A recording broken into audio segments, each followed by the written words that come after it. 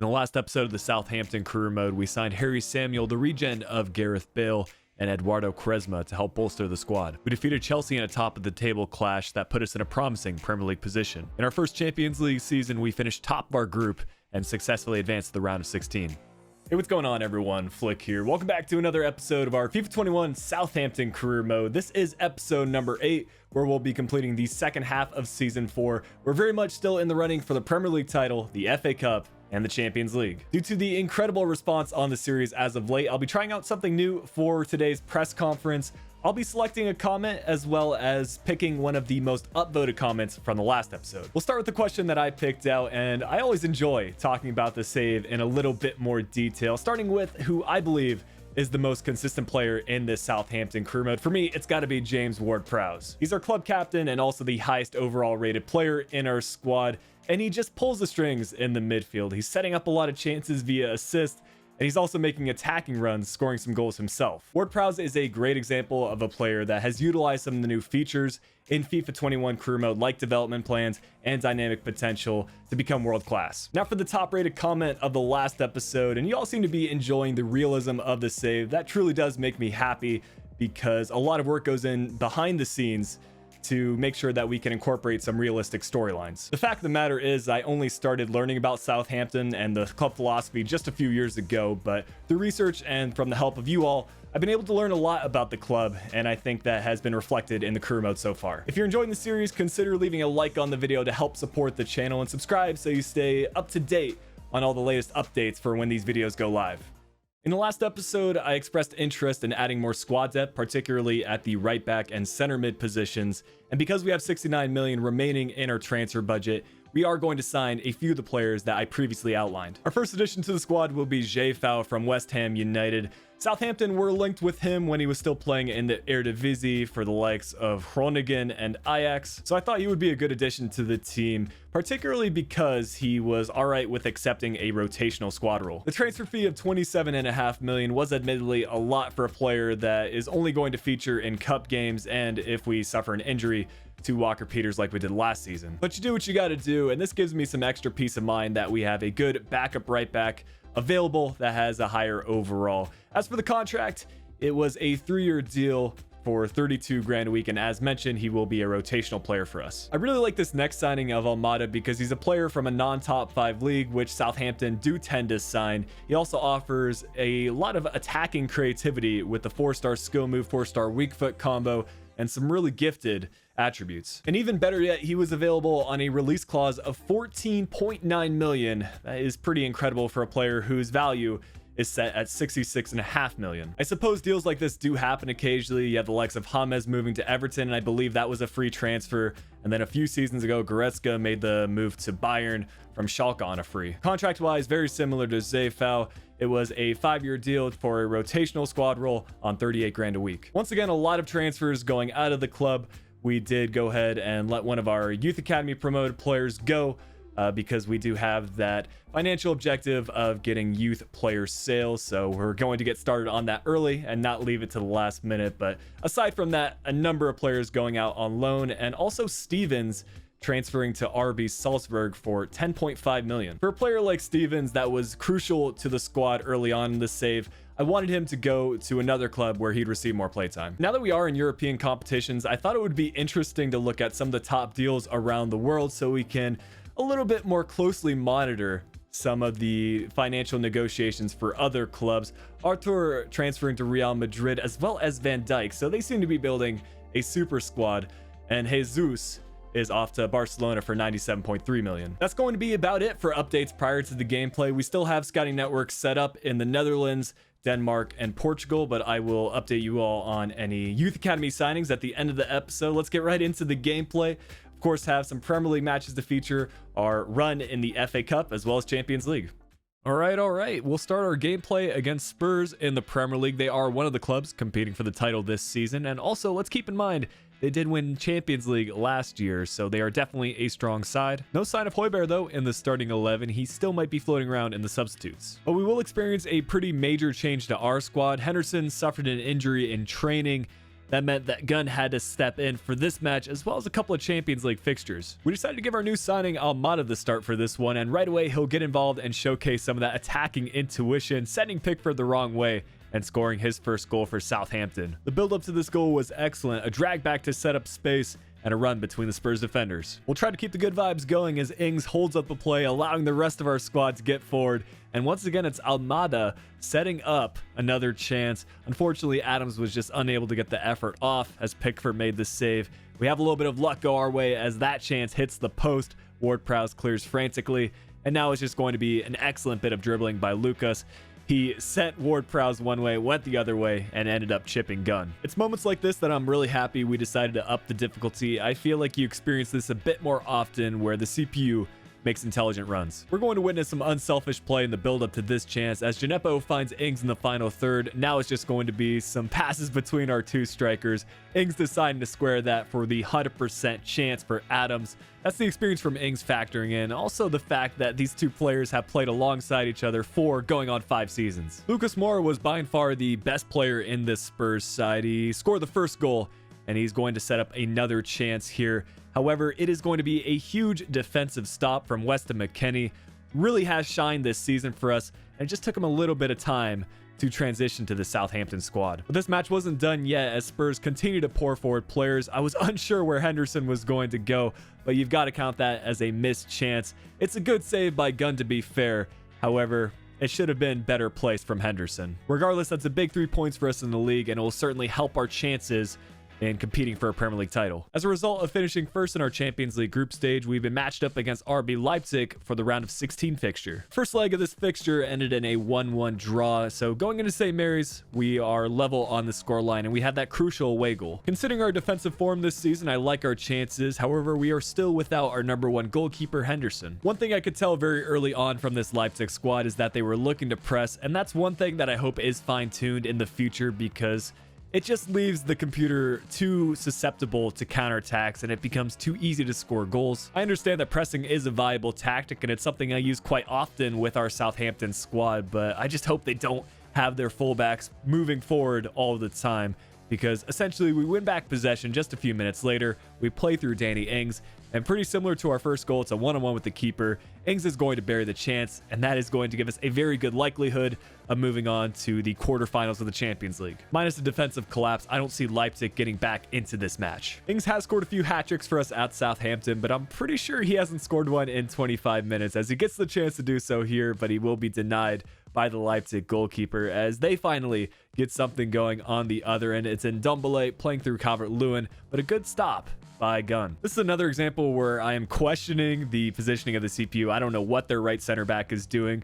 Essentially, Adams had so much time that I overthought things, and Pacheco was able to make another save. I did want to score one more goal in this match just to make things entirely sure, because if Leipzig go on and score 2 away from home, they would actually advance due to away goals, but of course it's Ward-Prowse to get us our 3rd goal. I absolutely prefer a chance where I just have a second or two to think about where I want to place the ball rather than having an eternity of time like Adams did. This fixture is done and dusted at this point, but we'll still push on and try to get some of our other strikers involved as Edouard was subbed in, and he must have seen James Ward-Prowse's chip goal from the last episode as he scores a pretty nice one of his own. I genuinely feel like that was a situation where the chip was the right choice. Keeper was off his line, and Edouard placed it perfectly. A very good result for us though, as Ings nearly had the first half hat trick, but I will absolutely take a 4-0 scoreline today and a 5-1 scoreline on aggregate. Hertha Berlin will be our opponent for the quarterfinals, but we have some significant changes to the squad coming as Walker Peters suffers another significant injury. He'll be out for 4 months, basically the rest of the season. This is exactly why we decided to bring in squad depth, and luckily it didn't play too much of a role in the match. We still ended up winning our home leg 3-2. As we pushed on to a Premier League fixture just a few days later, it was more bad news as Ward-Prowse in the 86th minute goes down and he will be out for 6 months with a broken tibia. This is probably the worst case scenario that we could have imagined. While I'm glad we brought in someone like Almada that can fill in at the right center mid position, the Southampton squad is not the same without our captain. However, for the time being, we'll give Ings the captain's armband and try to make do as best we can. I was kind of surprised to see Hertha Berlin in the quarterfinals. However, they have a lot of high potential players in their squad, and I wouldn't be surprised if they're making quite the run in the Bundesliga this season. From a tactics perspective, I really enjoyed Hertha Berlin's gameplay because they found the right balance between high pressure and positional awareness, not being out of position like some of our previous opponents, as Matthias Cunha unable to keep the ball in play there. Here, Ings is played through, and it seemed to be a one-on-one with him and the keeper, but the defender jumping at the last moment and getting a block in.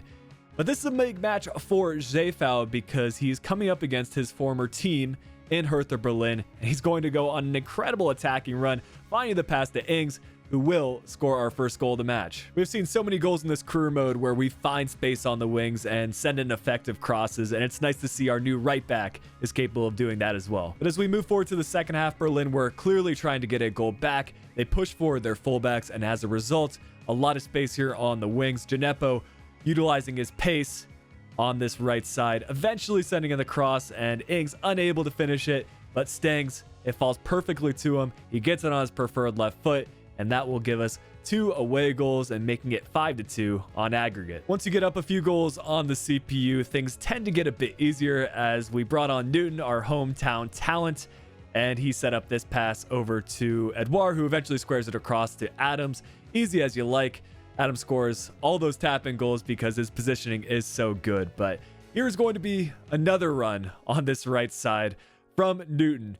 And he might not be the paciest player, but he does have a good amount of strength. And he does have those 5-star skills. Not exactly showcasing a 5-star skill move, but a very skillful run as he scores his best goal of the save so far. I mentioned in the last episode that I wanted to get him involved more, and I'm glad he was able to successfully showcase his talent in this match. On first glance, I can count 7 Hertha Berlin players in our half, as it's a 1-on-1 chance for Keane, but he will be denied once again by Gunn, who has been in impeccable form after having to step in for Henderson. That's why we have a high-rated goalkeeper available like him in case we need it, but unfortunately he's unable to keep the clean sheet as a chance falls for Matthias Cunha, who wasn't able to score that goal at the beginning of the match. Maybe that would have resulted in a different fixture entirely, but it's good to see them get a goal back as it won't be impacting the result at all for us. In general, I like to see Hertha Berlin succeed, but when they're playing against us, obviously I'm going to do my best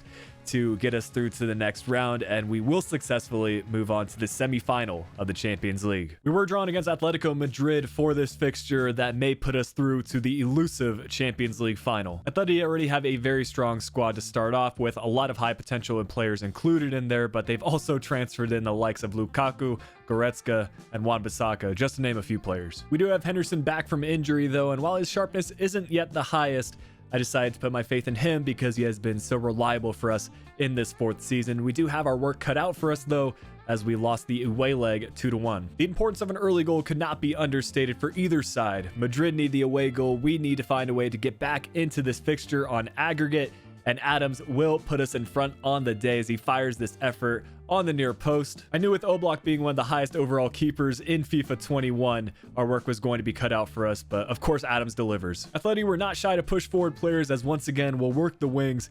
It's Danny Ings who gets by a few of these defenders, squaring this in the middle. I was hoping that would fall to Gineppo, but unfortunately it goes through to our left midfielder and we're unable to get the shot off. That's a big chance missed for Lukaku. I'm not sure he took that effort the right way, trying to flick it up to himself. But now it's Newton just trying to get this effort on target. It's a scramble inside the box, eventually cleared away by Atletico Madrid, but only for so long as Adams is 1-on-1 once again with Oblak. He will go 2 for 2 and put us ahead 2-0 on the day. That will crucially put us ahead on aggregate. However, if our opponents get a single goal back, this match will be through to extra time. While the Southampton squad that we're fielding today isn't our strongest side available, it is, however, still very astute defensively. We make a big stop there, and as we look toward the later stages of this match, it's Reiss Nelson playing the ball inside to Edouard. A bit of luck for that to fall twice to him, as that will essentially put us through to the final of the Champions League. Edouard continues to show that he can be a big goal scorer for us in key matches, and I really appreciate the fact that he's been patient with his timeline because Ings has continued to grow in his overall. As a result, we've had to push back that starting role for Edouard. Despite the adversity we suffered from injuries, we fought hard for this result, and I think we deserve to go through. Usually I like to showcase the final Premier League match of the season, but we didn't have a whole lot to play for this time around. Chelsea have mathematically secured the league title, and while we could potentially drop down to third, we were facing up against 18th place Brentford. So instead, we will turn our attention back to the FA Cup. Just to recap our progress in this competition, we defeated Wolves in the third round 2-1, and in the fourth round, we went past Fleetwood 3-0. The fifth round was extremely interesting in that it went to penalty kicks and was decided by the goalkeepers.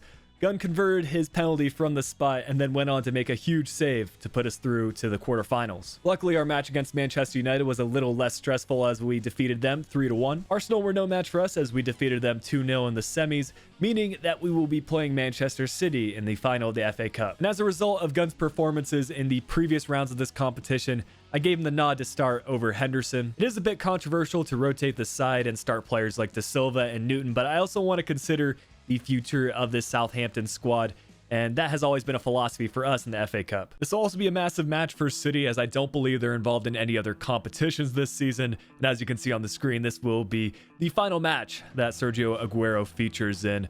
But we did have the early momentum as Adams nearly gets the go-ahead goal, but this City defense was something else. Zagadou is one of the better defenders that I've used in FIFA 21, and Ederson, of course, is a fantastic goalkeeper, stopping this effort from Gineppo. In the past, we've seen how quickly Manchester City can turn things around and score some goals. The next few highlights are going to be exclusively from them, as this is a fantastic through ball played by Fabio Silva to Bernardo Silva, but an even better save from Angus Gunn, paying me back for the confidence I put in him. I do think we made the right choice in giving Gunn the start for this FA Cup final. After all, he played a huge role in getting us here with that penalty kick shootout against Newcastle United, but a big chance missed. More of a miscommunication than anything between Adams and Nandez, as that was maybe the chance for us to go in front. Luckily, though, we do win back possession right away, and this time it's going to be Nandez and Adams linking up again as we play this one in the middle. It's going to be missed initially by Adams, but our hometown talent, Newton, shows up at times that we need him to most. This is one of my favorite moments of the career mode so far, and I feel like we finally hit the point where Newton has had a breakout season. Hopefully that continues as we think about the future of this Southampton save. But this match was far from over, especially considering how dangerous the Manchester City attack has looked. Edouard with a big chance to put us ahead too, but another huge save from Ederson. He was probably City's man of the match. And Gineppo from this right side will find Edouard once more, playing it across to Almada. Unfortunately, blocked by City, and as we get into the 3 minutes of added extra time, we have the choice between trying to hang on to possession or scoring that second goal. We'll kind of do a combination of both, still looking to score one more, but playing the right sort of passes as another big save from De Silva. But essentially, that will run out the clock. City are trying their best to press and hold on to possession once more, try to get one more attack in, but the ref will call for full time, and that will mark the first trophy that we have managed to win in this Southampton career mode. The FA Cup has been one of the more difficult competitions considering how long it goes, but I'm happy that we were able to do it this way and beat Manchester City, who knocked us out a few times. But we still very much have to think about our next match, the Champions League final. Our opponent for said final is none other than the German giants, Bayern München. They have, of course, let some world-class players go, like Goretzka to Atletico Madrid, but have been very sensible with their transfers, bringing in other players like Conte, Asensio, and Koulibaly. This will be a look at some of the pre-match cinematics at Old Trafford. I think we've done well to reach the final of this competition, especially considering the circumstances of this season. But with another trophy in sight, we're not going to be stopping there. We're going to give this our best effort, and we still have quality in this side. It's fair to say that the first half was fairly defensive. Both sides were sort of getting a feel for how the other squad would play, and our only chance came in the 15th minute. Bayern held on to possession for 5 minutes at a time as Davies sends in this cross, but cleared by Salisu. This statistics graphic gives a pretty clear indication of how much possession Bayern had. Thankfully, the second half was more entertaining as we both were trying to get the go-ahead goal. Bayern nearly get it here, courtesy of Malen, but the effort goes just wide of the post, and I think Henderson probably had it covered. But I will say the impact player of the second half was Leroy Sané. He didn't start for Bayern, Asensio did, but I would argue that Sane was the higher impact player as he sets up this chance for Zertsky in front of goal. He will put Bayern in front. That's an unfortunate effort for us to concede so late in the match, but one thing that we did have going for us is that we hadn't given up. Our players weren't falling over, and we knew we were still very much in this match if we can push forward and attack. Obviously, Bayern were aware of this fact as well as they try to get a second goal to secure their victory in the Champions League final. But we were more of a bend, don't break defense as we win back possession, and we'll get one final opportunity in the 92nd minute. It's Reece Nelson trying to square this across, and unfortunately, it will be cleared away by Bayern, and we will fall short this season in the Champions League. A lot of different outcomes were going through my head. Maybe if we had a full-strength side, this could have led to a different result because we missed the attacking creativity that Ward-Prowse offers in the midfield. But at the same time, this gives us another thing to work toward to next season along with the Premier League. I've always had big aspirations for Southampton, and I genuinely believe a bit of adversity will help us in the long term achieve our goals. But fair play to Bayern, they executed their game plan to a T, and at least one of their original players from FIFA 21, Zirkzee, scored the go-ahead goal. Once again, we saw an exciting Premier League season that had a new champion in Chelsea. A few dips in form from us resulted in a second place finish. In addition to that, I think the injuries to crucial first team players like Henderson, Walker-Peters, and Ward-Prowse definitely played a role in this finish. But we're not going to dwell on it. We're going to push on for another season and win that Premier League title with Southampton. The bottom half of the table was more or less the same as previous years. Unfortunately, Brentford will be sent back down to the Championship despite some promising spells of play throughout the season, along with Stoke City and West Brom. For what I think is the third consecutive season, we have an identical outing for the club top scorers. Adams led the way with 27 goals across 52 games. Ward-Prowse still ended up finishing in second despite featuring in significantly fewer matches, 22 goals across 44 games, and the ever-reliable Danny Ings, 16 goals across 47 games. The same three players will feature in the top assists, but the order is a little bit different. Adams was the top assist player with 10 assists across 52 games, Ings in second with 9 assists from 47, and Ward-Prowse 8 assists from 44. Jovic had an amazing season for 8th place Arsenal. He won the Golden Boot with 26 goals across 38 matches. We did just have the one appearance in the top 15, Adams in 5th with 20 goals from 34. Again, some interesting results for the assist category. No surprise to see Sterling there with 10 assists from 38 matches for City. However, I'm assuming Reguilon is still playing as a fullback, so that's a very impressive outing from him at Spurs. We did have 2 appearances in the top 15. Ward-Prowse led the way for us with 7 assists from 31 matches. And then we also had Adams with 6 assists from 34. I think it's fair to say that a big reason why we finished as high up in the Premier League table as we did was due to our defense. Henderson led the way despite being injured for a few matches in the Premier League campaign. About half the matches he featured in resulted in clean sheets. And because he won the Golden Glove Award, we will consider changing his gloves in game. I am a little bit hesitant to do so because the ones he's currently using are very unique. He's one of the only players to wear these gloves, but if you guys want to see it, then we can maybe switch it up to these Royce gloves. A lot of these competitions were just showcased in the gameplay, but we'll still quickly recap all the competitions we were involved in. For the FA Cup, we of course won that over City in the final, and then for the Carabao Cup, we were knocked out in the 3rd round to Newcastle. Chelsea ended up winning that competition. Bayern München defeated us in the Champions League final, but it was Liverpool who beat PSG in the Europa League final. We promoted quite a few players over the course of the season, but I narrowed things down to 2 players that have a very decent overall, one of which we'll promote right away. The other we will promote once he turns 16. Starting with Van den Bosch, he's a right back, but can also play left back and center back, so pretty much all the defensive positions. He has the 78 to 94 potential, looks pretty solid in game, and the main reason that I decided to promote him is because he has that 5-star combo for the skill move and weak foot. Raul Estevez is another good youth academy player, and similar to Van den Bosch, he can play all the defensive positions. However, his primary position is center back. It's unfortunate that we probably won't end up seeing him at his peak potential, at least in this save, because he is so young, because I don't think I've seen many 15-year-olds with such a high rating at 65. Like we usually do, we'll recap some of the player growth and development over the course of the season so you can take a look at your favorite player. I would recommend just pausing the video if you do want to look at a player more in depth, because this goes at a pretty rapid rate. But not too many changes from the squad for next year. No players retiring. And overall, I'm very happy with how the squad is performing. Even Danny Ings continues to go up in his rating despite being over 30 years old now. It's amazing what dynamic potential can do. But as we close out the episode and look through the current squad as well as how we did with the objectives, I do want to take some recommendations on board. As for what areas of the squad you think we should improve for next season, I really do want to push on and try to win at least the treble next year. It may be the last season of this Southampton Career Mode, depending on how we do. I also want to get your input on whether we should up our difficulty once again. I know we've already done it, going from legendary with competitor mode on to ultimate with competitor mode off. I think we should turn competitor mode back on to go alongside ultimate difficulty, because for the majority of matches, we were outplaying our opponents. On the other hand, we did lose in that Champions League final, but I think once we get Ward-Prowse back, we are going to be a completely different squad. Anyways, just a couple of things to think about. I'll be reading over the comments as per usual, but I hope you all did enjoy today's episode. If you did, make sure you leave a like on the video, subscribe to the channel if you're new around here, but until next time, this has been Flick. I'll be talking to y'all again soon.